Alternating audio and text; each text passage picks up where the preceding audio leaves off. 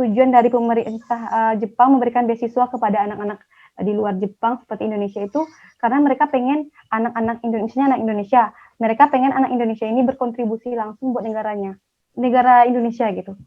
Mulia banget nggak sih mereka memberikan beasiswa supaya kita bisa berkontribusi nantinya ke negara kita masing-masing. Hanya itu yang mereka inginkan. Nah dari itu makanya kalau kita pengen lolos beasiswa kita harus buat kan adik-adik tahu nggak esai itu apa? Kita menceritakan alasan kita mendaftar beasiswa, apa sih yang kita inginkan nanti setelah kita mendapatkan beasiswa, apa sih kontribusi kita buat Indonesia nantinya dan bagaimana sih kita memperkuat Indonesia dengan Jepang nantinya gitu. Itu yang diharapkan oleh pemerintah Jepang gitu. Hanya itu gitu. Jadi ya nanti adik-adik semua belajar untuk membuat esai yang baik itu gimana nantinya. Karena beasiswa itu banyak nilainya itu apa ya? Penilaiannya itu banyak dari esai gitu. Bagaimana adik-adik itu nanti dapat beasiswa, tapi ini aku yang mau melakukan ini nantinya gitu. Tapi harus jelas mau jadi apa nanti 2 tahun ke depan, 4 tahun ke depan mau jadi apa. Pengen Jepang sama Indonesia kayak gini. Pas nanti aku nyampe di Indonesia, aku mau buat ini harus jelas. Nah itu tuh yang membuat nanti para pihak beasiswa memilih kita gitu. Tapi kalau kita membuat esainya semacam yang apa ya, yang dasar-dasar aja, ya gimana mereka mau menerima kalau mereka saja tidak tahu apa planning kita ke depannya gitu. Itu sih Wit, tambahannya. Ya, makasih Kakak. Ya, Wit. Kita akan bahas tentang esai ini teman-teman. Pasti apa ya, banyaklah yang udah tahu sebenarnya esai itu apa, cuman caranya aja yang mungkin belum paham ya Kak ya. Jadi insya Allah kita next Talk Soul kita akan bahas tentang esai. Nah mungkin keren. Oke, ya terima kasih Kak, materinya luar biasa ya. Jadi ada trik and tipsnya tadi bisa lulus ke Jepang tuh gimana, terus kehidupan di Jepang karena Kak pernah juga di Jepang.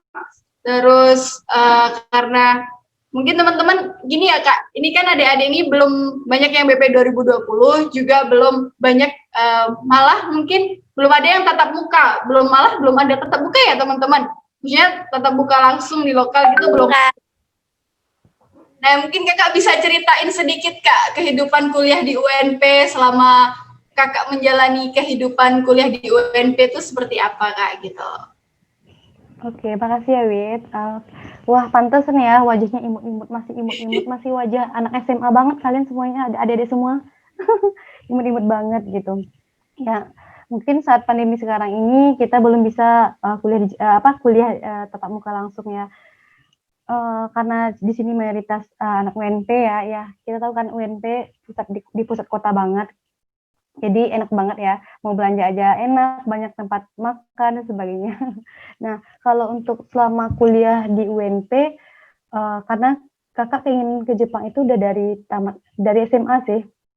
Dari SMA udah ada keinginan pengen ke Jepang, sampai banyak dibeli kayak apa ya, seperti CD yang isinya itu emang tentang kuliah ke Jepang gitu. Tapi karena orang tua nggak bakal mengizinkan, masa iya tamat SMA langsung ke Jepang, mendaftar ke Jepang, nggak mungkin kan. Jadi ya udah nanti aja gitu kan. Jadi tapi enaknya gini, karena kakak udah kecepetan punya keinginan ke Jepang, jadi pas kuliah ya udah aku harus aktif organisasi. Pertama dicarikan informasi di internet, apa sih beasiswa atau Jepang tuh pengennya apa sih mahasiswanya, mahasiswa internasional tuh kayak apa, seperti apa. Jadi ya kita harus mereka menginginkan anak yang aktif gitu.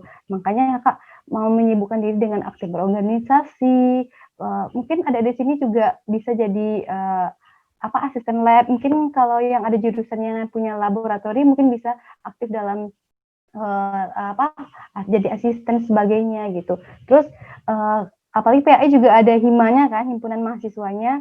Ada di sini harus kayak aktif berorganisasi. Itu tuh benar-benar melatih kemampuan leadership kita loh adik-adik gitu. Kita berani untuk semacam mengambil keputusan, berbicara di depan umum gitu.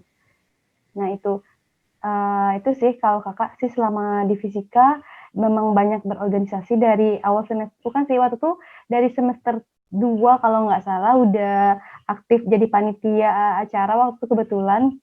Itu tuh juga udah Pertama karena pas di SMA nggak itu pernah ikut seleksi OSIS tapi nggak lolos. Jadi akhirnya pas di fisika langsung deh ya udah pas ikut seleksi panitia, oke, alhamdulillah lolos gitu. Tipsnya juga itu sih, kebetulan kalau pengen kita kan nanti ada seleksinya kalau masuk panitia itu ya, kita harus punya alasan kenapa sih kita mau masuk ke panitia ini. Sebenarnya kita harus punya tujuan yang jelas gitu. Orang kakak-kakak itu bakal melihat kita yang mana punya tujuan jelas dan ya banyak pengalaman sebenarnya kalau di kampus. Apa ya, aktif berorganisasi, aktif akademinya juga harus dioptimalkan gitu. Jangan kalau bisa jangan kuliah pulang atau kupu-kupu ya gitu. Karena sayang banget masa muda kita dihabiskan hanya untuk fokus belajar aja terus pulang. Terus enggak, lebih enak tuh kalau kita bisa aktif berorganisasi atau mungkin ada komunitasnya lainnya yang menyalurkan hobi kalian. Mungkin kakak juga pernah selain berorganisasi kakak juga pernah sibuk semacam jadi delegasi macam bernyanyi dari jurusan fisika gitu. Jadi apa namanya lupa juga waktu itu pertama-tama itu ya. Nah pokoknya apa aja dicoba karena itu yang bakal jadi modal kalian besok dipandang sama orang-orang di luar negeri itu ini anak ini aktif gitu. Mereka bisa kita jadikan nanti orang yang benar-benar berpartisipasi buat Indonesia gitu. Di situ sih itu aja mungkin Wit. Ya, bener banget kata Kak Gita ya. Karena teman-teman, karena kalau sayang banget, karena ilmu di kuliah pun rasanya nggak cukup ya Kak. Bener. Banyak kita temuin itu ilmu di organisasi, gimana kita berinteraksi dengan orang, kayak mana kita membuat proposal dan segala macam itu lebih banyak kita temukan di organisasi Kak. Widya sendiri. Bener banget. Kalau Widya sendiri itu dari semester 1 udah mulai terjun di organisasi. Wah, keren Wid. Dulu Kak Widya pernah masuk ke unit kegiatan kerohanian, UKK, terus masuk di HMJ juga, Hima IAI. Banyak banget. Alhamdulillah sih Kak, dari situ Widya belajar bahwa ternyata memang banyak ilmu yang kita temukan di luar gitu daripada ilmu yang di dalam. Misalnya di perkuliahan ya hanya sekedar ya ilmu teori, yaitu udah wajar ya Kak, udah inilah. Jadi banyak ilmu yang kita temuin itu adalah ilmu di organisasi, ilmu cara kita banyak teman itu memang di organisasi Kak, saling membantu, saling mensupport gitu ya. Iya benar banget Wit. Nah, untuk teman-teman nih, kami buka kesempatan untuk teman-teman yang ingin bertanya kepada Kak Gita, kami persilahkan ya. Ayo. Mungkin ada yang bertanya. Iya Kak, izin bertanya. Ya, silahkan Yumita. Ya Kak, terima kasih kepada Kak Widya. Baik, perkenalkan nama saya Yumita. Saya ingin bertanya kepada Kak Gita. Nah, di sini yang ingin saya tanyakan itu Kak, apa saja yang perlu kami persiapkan untuk menjadi mahasiswa internasional di luar negeri? Oke. Terima kasih Yumita. Kakak bantu jawab ya. Gini sebenarnya ya itu yang Kak bilang tadi, kita harus persiapan kalau kita udah punya keinginan, misalnya adik-adik kan nih masih baru semuanya kan, nih bagus banget nih ya kita ketemu di hari ini. Nah kalian sekarang mulai set target. Oke, set target.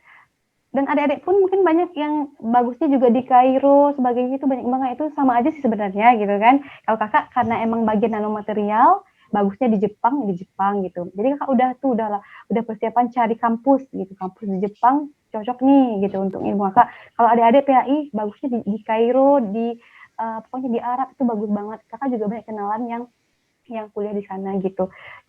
Terus pertama berarti adik-adik harus tahu dulu dong kampus mana yang nanti pengen tempat melanjutkannya gitu. Terus pertama itu tentukan dulu kampus mana yang mau tempat kita akan melanjutkan. Kemudian kita cari informasi deh di kampus itu apa sih yang dibutuhkan. Karena setiap kampus tuh beda-beda persyaratannya, beda-beda gitu. Minta gitu ya. Nah, berarti kita berdasarkan kampus yang ingin kita kejar nantinya. Nah, kalau yang untuk umumnya, ya Paling pertama ya aktif berorganisasi. Nanti kita kan diminta CV tuh oleh pihak kampus, oleh pihak kalau di Jepang sensei, kalau di misalnya kalau di Arab itu ada profesornya gitu atau nama lainnya kakak juga nggak tahu ya, kurang tahu.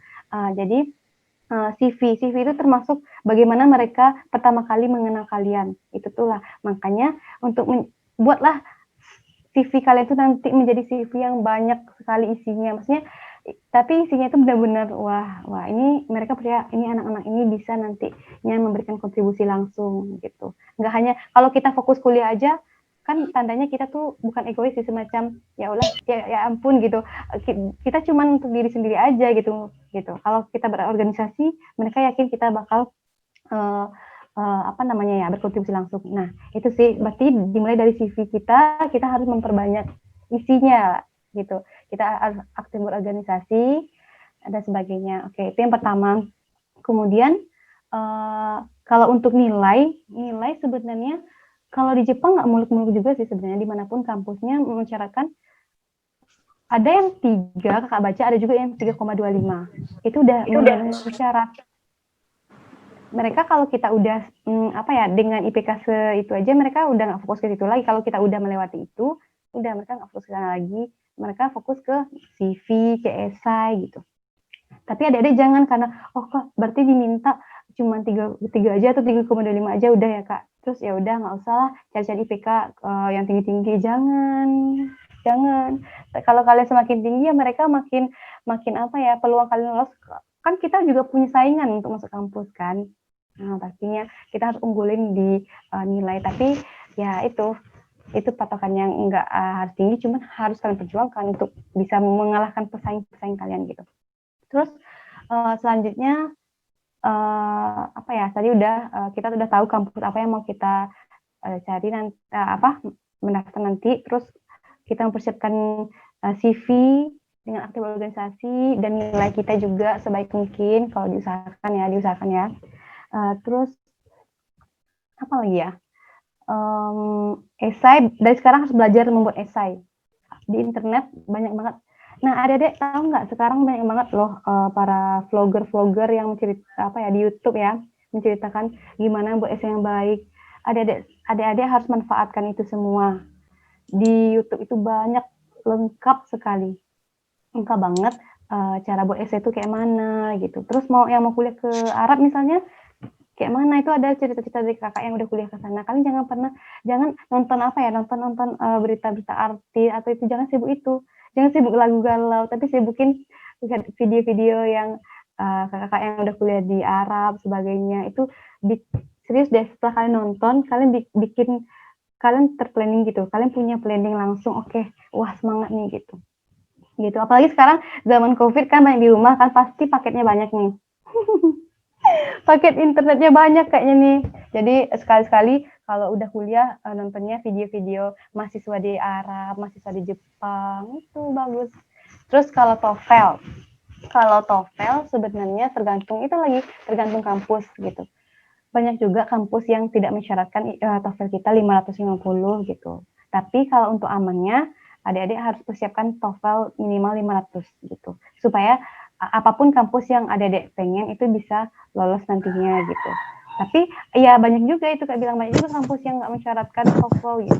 Makanya dari awal Kak bilang tentuin dulu kampus mana yang mau diincar gitu. Dan kalau bisa jangan satu kampus, harus beberapa kampus. Karena kan kita kemungkinan nggak lulus juga ada. Jadi harus banyak pilihannya, banyak cadangannya. Iya nggak, Wit? Apa kampus kok emang? Iya, jadi itu sih sebenarnya lebih ke sana. TOEFL juga harus persiapkan 500 supaya aman ya gitu. Karena untuk bahasa Inggris sendiri nggak harus Kak mahal biaya kuliah, biaya les mahal gitu. Soalnya sibuk kuliah juga. Kan Kak bilang tadi di YouTube itu banyak banget. Ada yang menjelaskan tentang TOEFL bagaimana materinya tuh. Kakak juga banyak belajar dari YouTube sebenarnya. Banyak banget. Karena YouTube tuh benar-benar memfasilitasi banget. Terus aplikasi juga banyak kan yang untuk TOEFL dan sebagainya. Jadi nggak ada alasan lagi sekarang kita mahal les bahasa Inggris Kak, mahal gitu. Nggak ada lagi. Di YouTube banyak, itu keren-keren. Kalian bisa sampai jam 1 malam pun kalian bisa nonton gitu. Jadi nggak ada alasan lagi sih sebenarnya. Itu sih, Wit. Kakak kembalikan lagi ke moderator. Sekarang ya teman-teman tadi Yumita. ya tayangan video yang terakhir itu ada international student dari Myanmar namanya Mr. Lamai Tulung. Nah, beliau adalah jurusan bahasa Inggris. Jadi kami para sesepuh ini sesepuh karena udah semester akhir nih Kak. Jadi udah mau semester 8. Kami lagi belajar bahasa Inggris nih, teman-teman. Jadi teman-teman nanti yang adik-adik BP20 boleh banget gabung bersama kami ya bersama kami untuk belajar bahasa Inggris gitu karena bahasa Inggris tuh perlu dipersiapkan dari sekarang ya Kak, apalagi adik-adik ini baru-baru jadi harus memang kita persiapkan gitu, jangan sampai nanti pas di akhir semester nggak bisa TOEFL-nya rendah, nggak bisa wisuda jadi gitu.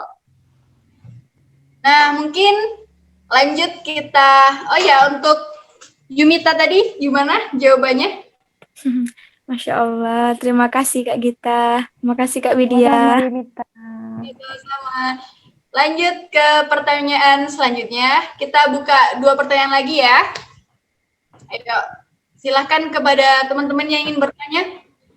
Mumpung ada pemateri yang luar biasa nih, jarang-jarang kan teman-teman dapat pengalaman langsung dari Jepang. Ayo. Dari 153 peserta, nggak ada satupun yang mau bertanya. Kakak nih yang bertanya. Nanti nyesel loh. Beneran Kak. Nanti beneran nyesel nih. Iya. Nanya. Kakak susah dihubungi loh di media sosial. Aduh. Sekarang puasin bertanyanya. Oh ini IG-nya Kak Gita. Apa Kak namanya Kak? Gita Rabelsa 1. Dara Belsa 1 ya teman-teman. Jangan lupa. Ya mungkin ada teman-teman lain yang ingin bertanya. Mumpung masih ada kesempatan. Gak usah malu-malu, Dek. Kita sekarang ini kan kita-kita aja loh. Kak mau bertanya Kak? Oh boleh. Arsi Gusvita. Kepada Arsi. Silakan. Ada pertanyaan. Perkenalkan saya Arsi Gusvita. Ingin bertanya kepada Kak Gita. Kan tadi Kakak bilang kalau misalnya awal-awal Kak di Jepang itu masih belum bisa bahasa Jepang. Terus apa aja tips dan trik biar bisa komunikasi sama orang Jepang Kak? Apakah harus pakai bahasa Inggris atau gimana? Terus apa aja hal-hal yang kayak di Jepang itu ternyata sangat berbeda di Indonesia yang bikin Kakak agak kaget atau culture shock-nya gitu Kak?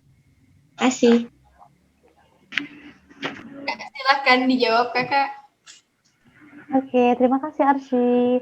Oke, Kakak mulai dulu ya. Berarti Kakak gimana sih berbahasa Jepang di Jepang gitu. Sedangkan tadi Kakak bilang Kakak juga belum terlalu ya. Nah, ya kebetulan itu enaknya kita ngambil jalur internasional. Berarti kita kita kalau untuk masuk kelas biasa kita tuh dalam belajarnya pakai bahasa Inggris. Tapi kalau dengan sensi juga itu enaknya sensi Kakak, dia memberikan ruang untuk ketika ada Zoom meeting dengan anak lab, kan sensi itu punya lab kan, laboratori, jadi mereka punya anggota, dan kebetulan di dalam lab itu anak Jepang semua nih, cuman Kakak yang anak internasional gitu. Jadi ada tuh biasanya setiap minggu itu ada meetingnya gitu. Kakak diikutkan juga, cuman Kakak diberi kesempatan mengikuti aja gitu. Nah, di satu sesi lagi, profesor juga memberikan waktu untuk Kakak bincang Kakak dengan profesor aja. Gitu, diskusi penelitian berdua aja gitu, melalui Zoom gitu. Itu tuh sensei memberikan waktu membantu Kakak. Jadi sensei dengan bahasa Inggris saja dengan Kakak gitu. Karena dia menghargai kita sebagai anak internasional yang juga belum terlalu bisa berbahasa Jepang ya, tingkatan. Jadi itu sih sampai saat ini, kan Kakak ini posisinya juga belum di Jepang saat ini gitu. Masih di Indonesia, kuliah juga dalam berbahasa Inggris gitu. Walaupun ada mata kuliah yang Jepang juga, tapi itu tuh lebih ke apa ya, budayanya aja, belajar budaya Jepang, bukan bahasanya gitu. Nah, kalau dulu pas yang di Chiba University itu kan magang di labor Prof. Jos. Nah, Prof. Jos ini orang Indonesia sebenarnya, tapi Prof. Jos dia menjadi profesor di Jepang. Mungkin teman-teman dan adik bisa lihat di internet nanti Prof. Jos Sapar itu tuh penemu satelit radar. Itu tuh udah masuk ke acara Kick itu tuh apa ya? Salah satu peneliti berpengaruh di Indonesia yang menjadi profesor di Jepang. Benar-benar keren, pokoknya Prof. Josapat Tetuko itu tuh mungkin adik-adik bisa cek dan pernah masuk di TV talk show-nya CND ya gitu. Nah, jadi kebetulan sekali sana di lab-nya juga ada anak Jepang dan banyak banget juga anak Indonesia. Kebetulan mahasiswa Indonesia yang ada di lab itu waktu itu banyak lebih ke itu ya, anak S3 ya, banyak dosen sama para apa ya, karyawan yang ada di LAPAN, Lembaga Antariksa yang di Indonesia, dan BPPT ya. Nah, itu tuh bapak-bapak itu mengambil S3 di sana gitu. Jadi kakak berbahasa Inggris Indonesia juga. Kalau untuk seminar kemarin di Jepang itu yang pas magang ya, itu pakai bahasa Inggris. Kalau komunikasi di lab itu campur karena ada anak Indonesianya. Kalau sama orang Jepang itu enak banget orangnya. Mereka tuh apa ya? Oke, kakak lanjut juga pertanyaan tadi yang ada ya, apa sih beda Jepang sama Indonesia yang bikin kakak terkejut gitu kan? Sebenarnya Jepang, selama kakak magang di Jepang, ini yang kakak rasain. Jepang itu apa ya, negaranya benar-benar kayak orang-orangnya tuh kalau kalau mereka tidak bisa membantu, mereka tidak akan mengganggu kita. Dari arti kata mereka mungkin diam, apa ya, nggak menoleh ke arah kita. Mereka hanya diam. Kalau di Indonesia mungkin banyak juga yang iseng-iseng ya, menggoda dan sebagainya. Di Jepang nggak ada. Mereka tidak akan mengganggu kita kalau mereka tidak bisa membantu gitu. Baik mereka diam daripada mereka mengganggu. Nah, tapi kalau ketika mereka membantu itu benar-benar luar biasa. Jadi ketika mereka akan membantu kita saat kita tidak meminta, tapi mereka tahu kita membutuhkan dan mereka akan membantu kita sampai kita bisa dibantu. Contohnya kayak gini, waktu itu pas di Jepang kami punya sepeda dipinjamkan sama anak PPI. PPI itu adalah Perkumpulan Pelajar Indonesia di Jepang. Nah, jangan cemas, jadi adik-adik jangan cemas ya, nanti kalau kuliah di luar negeri, kita bakal banyak keluarga Indonesia di sana, di Arab, kok di mana, di Turki gitu kan. Kita ada organisasinya, kita akan dibantu, dikasih sepeda. Kalau di Jepang, kakak waktu itu berenam pergi, terus dikasih sepeda, 6 orang dikasih sepeda sama kakak-kakak di sana gitu. Nah, jadi kebetulan sepeda kami waktu itu lagi kempes kan, ada satu yang itu apa ya, bannya bocor bahasa Indonesia. Jadi ketika kami mencari tempat apa ya, mengisi anginnya, ada tuh kami ke tempat apa ya, ke market gitu, ke mall gitu. Jadi ada bapak-bapak, dia nanya gitu, kenapa katanya. Kami waktu itu juga bingung gimana cara menyampaikan dalam bahasa Jepangnya, ini bannya bocor gitu kan. Ya udah kasih bahasa isyarat aja gitu. Tapi dia ngerti, oke. Dan dia langsung berlarian ke dalam mall. Nggak tahu, kami juga terkejut ngapain. Dia disuruh tunggu, kita disuruh tunggu. Terus mereka dan bapak itu langsung kayak, aduh, kayak panik kan di itu mencari. Ternyata dia meminta karyawan di mall itu untuk mengambilkan itu tempat apa, mengisi angin gitu. Jadi dia akhirnya mereka bapak itu mempertemukan kami dengan yang karyawan yang bisa membawa alat yang untuk mengisi angin sepeda gitu. Nah, itu tuh salah satu contohnya, mereka tuh benar-benar membantu kita tuh sampai kita tuh benar terbantu gitu. Mungkin di Indonesia banyak juga ya, cuman kalau di Jepang tuh mah bikin apa ya, luluh banget sama orang-orangnya, kebaikannya. Dan mereka kalau kita membantu mereka itu kecil, mereka akan balas besar gitu. Mereka bakal membalas kita 5 kali lebih besar gitu. Itu yang bisa terkejutnya sih. Gitu, itu budaya kebaikan. Pokoknya jangan cemas, di Jepang itu mungkin salah satu orang tua kakak mengirim kakak di Jepang itu karena orang di sini tuh benar-benar apa ya, teratur gitu, disiplin gitu, nggak ada kejahatan. Jadi nanti kalau mau pengen kuliah di Jepang, terus kata orang tua jangan jauh, nanti ada itu pembunuh sebagainya, jangan takut. Di Jepang termasuk negara yang aman banget, yang apa ya, sedangkan kita aja berisik, tetangga kita berisik gitu kan, terus bisa masuk itu ya, bisa datang polisi loh. saking tertibnya Jepang itu kita nggak boleh bikin berisik yang mengganggu tetangga gitu. Kalau nggak tetangga bakal nelpon polisi. Ini sebelah itu bikin keributan gitu. Jadi intinya di sana orangnya disiplin, orangnya nggak ada yang mengganggu. Kalau mereka nggak bisa membantu, mereka nggak akan mengganggu kita. Untuk hukumnya juga sangat disiplin dan bukan keras sih, lebih ke disiplin ya. Jadi masyarakatnya juga semacam patuh karena dari kecil juga diajarin pendidikan moral sama orang Jepang yang mungkin kita sebagai anak muda Indonesia harus terapkan itu nantinya di Indonesia. Moral itu penting. Kalau moral udah nggak ditanamkan dari dasar, itu nanti gedenya juga susah diatur ya, kayak gitu. Itu mungkin kita jawab. Terima kasih kakak atas jawaban. Kasih Gus Vita.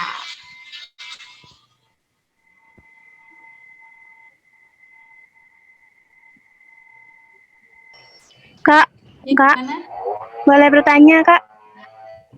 Oh, boleh. Tunggu sebentar ya. Gimana Arsi atas jawabannya? Sudah puas? Terima kasih atas kesempatan yang Kak Widya berikan untuk bertanya dan terima kasih untuk jawaban yang Kak Gita berikan. Kalau misal ada yang bertanya, cuman jaringannya susah, boleh di ini ya, di chat aja ya. Di chat room. Oke, Nova tadi terkendala jaringan. Mungkin ada teman-teman yang lain yang ingin bertanya. Kalau bertanya, Kak. Boleh. Siapa tadi? Aulia. Ya. Ya Kak, terima kasih Kak Wid. Sebelumnya, perkenalkan saya Aulia Rahmizen, ingin bertanya sama Kak Gita.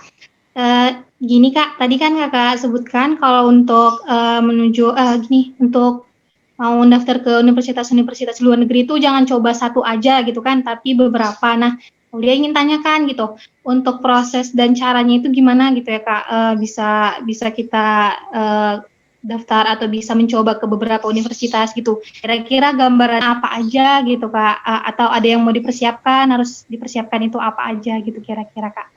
Terus ada ini Kak satu lagi gitu.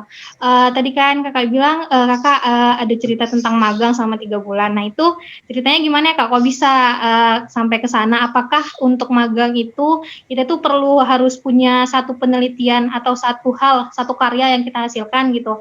Atau apa gitu Kak? Soalnya kan kayak kami dari pendidikan agama Islam gitu kan. Kalau untuk ke sains mungkin agak gimana ya Kak? Agak belum nyampe ke sana gitu. Apakah ada hal-hal lain yang bisa kami lakukan? Mungkin bisa mengikuti jejak Kakak, tapi dari sisi lain, kalau Kakak dari sisi fisika, kami dari bidang keagamaan gitu Kak. Mungkin itu aja Kak, terima kasih. Ya, pertanyaan bagus ya dari Aulia. Ya Kakak, boleh langsung dijawab? Oke, terima kasih Wid, terima kasih Aulia. Oke, baik. Jadi, nah ini mungkin Kakak akan menjelaskan yang Jepang ya, mungkin karena Kakak udah pernah yang ke Jepangnya. Jadi, kalau di Jepang itu kan sistemnya sensei, profesor, gitu. Kita harus mencari profesor gitu. Nah, ya kita memang harus banyak mencari kampus gitu. Tapi kalau untuk proses kita melamarnya atau menghubungi senseinya, kita jangan sekaligus kayak misalnya satu kampus kita menghubungi 3 sensei sekaligus di jurusan yang sama, itu jangan.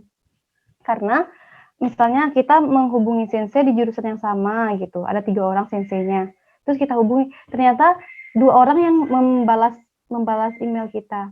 Terus gimana? Nggak mungkin kan kita menolaknya gitu. Itu sama saja kita membuat pandangan mereka buruk terhadap Indonesia gitu.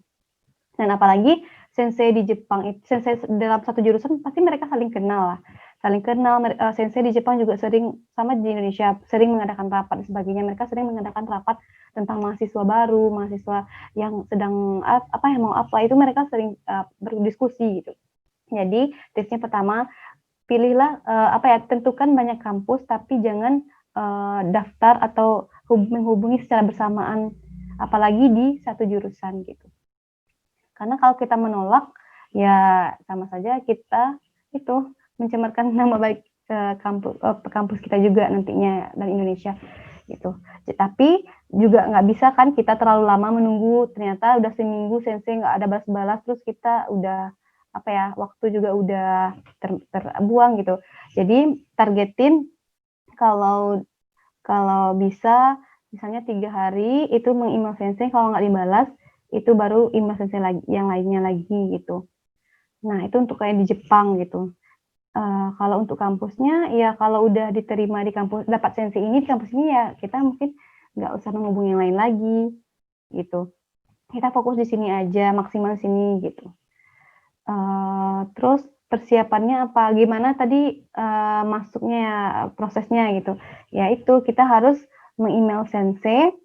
Kalau kita udah tahu kampusnya mana, terus kita menghubungi sensei ini. Nah, ternyata sensei itu merespon dengan baik, oke, katanya. Kan? Terus dia merespon, biasanya sensei nanya gini, apakah kamu siap dengan sistem yang ada di labor saya gitu. Nanti dijelasin bagaimana sistemnya, dia gini, ya kita harus siap, tidak siap, harus siap gitu. Kita jadilah generasi yang benar-benar siap dengan tantangan gitu. Jangan sedikit ini ternyata mungkin nggak bisa, ya udahlah nggak usah dibahas senseinya, jangan ya. Jadi apapun kalau kita udah mau masuk ke kuliah di Jepang atau menghubungi sensei ya harus siap dengan apapun nanti yang ditanyakan sensei gitu. Berarti meng-email sensei tadi ya. Terus apa lagi yang dipersiapkan? Mungkin kalau untuk mencari kampus ya itu aja sih menurut kakak. Emang mencari banyak kampus tapi harus fokus satu-satu dulu, jangan sekaligus gitu. Jaga nama baik Indonesia juga gitu. Hubungi sensei. Mungkin kalau di Jepang hanya itu sih yang lebih spesifiknya. Terus kalau magang ya, yang kedua magang, kebetulan di jurusan fisika itu, kalau untuk magang ke Chiba University itu tuh Pak Yohandri yang bantuin. Mungkin adik-adik di sini karena baru, jadi belum kenal siapa Pak Yohandri ya. Pak Yohandri itu dosen yang benar-benar benar berprestasi banget. Mungkin adik-adik bisa nanti cek Facebooknya Bapak aktif di sana sih. Bapak itu benar-benar sering ke luar negeri, konferensi dan sebagainya. Dan kebetulan Bapak itu dulu S3-nya di Chiba University, di tempat kakak magang itu. Jadi sebelum kakak magang tahun 2018 itu 2 tahun sebelum itu senior kakak juga magang di Chiba itu, dan Pak Yohandri yang membantu pengurusan sebagainya, karena Pak Yohandri di sana dulu kan. Pak Yohandri dengan hasil studinya yang baik dipercaya oleh senseinya, oleh Profesor Josapat, akhirnya diizinkanlah Pak Yohandri membawa mahasiswanya untuk magang ke Jepang, ke Chiba University gitu. Terus kalau untuk pengurusannya kakak waktu itu ya sebenarnya kalau untuk magang nggak muluk-muluk juga sih sebenarnya, nggak susah-susah juga, tapi ya syaratnya kita harus berkomunikasi baik dalam bahasa Inggris, tapi nggak harus sempurna juga karena kita di Indonesia nggak berbahasa Inggris kan kesehariannya, jadi wajar. Tapi ya usahakan dari sekarang adik-adik yang baru masih seger banget ya. Kalau kuliah juga latihan bahasa Inggris juga. Terus kayak yang Widya bilang tadi kan, Wid, ada mahasiswa dari yang kuliah di Myanmar ya. Gitu. Boleh tuh berkunjung nanti, tanya sama Kak Widya, gimana Kak, aku mau ikut tuh. Soalnya kalau kita berbicara bahasa Inggris langsung dengan orang yang biasa berbahasa Inggris, itu tuh bakal lebih memacu kita untuk bisa, dan Kak yakin adik-adik semua akan cepat lancarnya gitu. Dan ya itu sih sebenarnya kalau yang di magang di Chiba tuh ya karena ada fasilitasnya dari Pak Yohandri gitu, dibantu oleh Pak Yohandri. Mungkin itu aja, Wit. Oke. Ya, gimana Alia? Iya Kak, alhamdulillah udah jawab apa yang ingin ditanyakan. Makasih banyak Kak Gita, makasih banyak Kak Widya. Sama-sama, Alia. Nah, teman-teman, ya kita udah ada 3 pertanyaan tadi ya. Nah, Widya ingetin lagi bahwa 3 untuk 10 ada 10 door prize untuk teman-teman yang aktif ya. Jadi untuk teman-teman yang belum hidupkan audionya, video ya. Untuk audio kalau teman-teman ditanya ya jawab. Terus kalau teman-teman mau bertanya ya dihidupkan audionya gitu. Nah, terima kasih sekali lagi untuk Kak Gita ya Kak. Karena kita ada 2 session, satu pagi sesi Kak Gita, dan satu lagi kita ada Kak Winda dari Turki. Nah, kita ucapin terima kasih banget untuk Kak Gita, Masya Allah. Alhamdulillah materi yang luar biasa. Karena apa ya, Widya sendiri kalau untuk beasiswa itu masih apa ya, info dari beasiswa masih kurang ya Kak. Jadi kita perlu memang update terus info beasiswa dari Jepang, dari Turki, dari Taiwan. Dulu pernah juga ada Bang Landi ya yang dari Taiwan, kalau teman-teman masih ingat. Nah, beliau dari Taiwan yang Masya Allah ngejar beasiswanya itu luar biasa gitu. Nah, Alhamdulillah juga perjuangan Kak Gita ngejar beasiswa itu luar biasa juga Kak. Mungkin Kakak tadi belum ceritain ya Kak, tapi mendengar dari cerita Pak Engki itu Masya Allah perjuangan Kak Gita untuk dapat beasiswa ke Jepang gitu.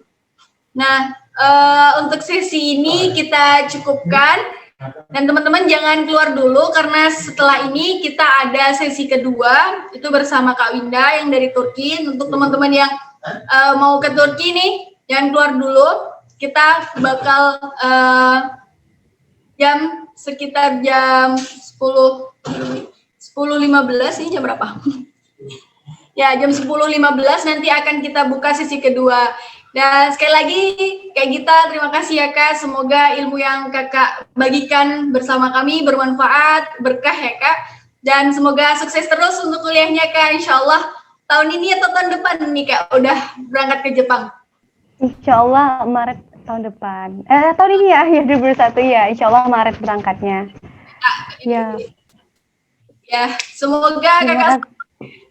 Dan jangan lupa Kak untuk share info kepada kami. Terus doakan kami ya Kak, semoga bisa nyusul Kakak ke sana. Amin.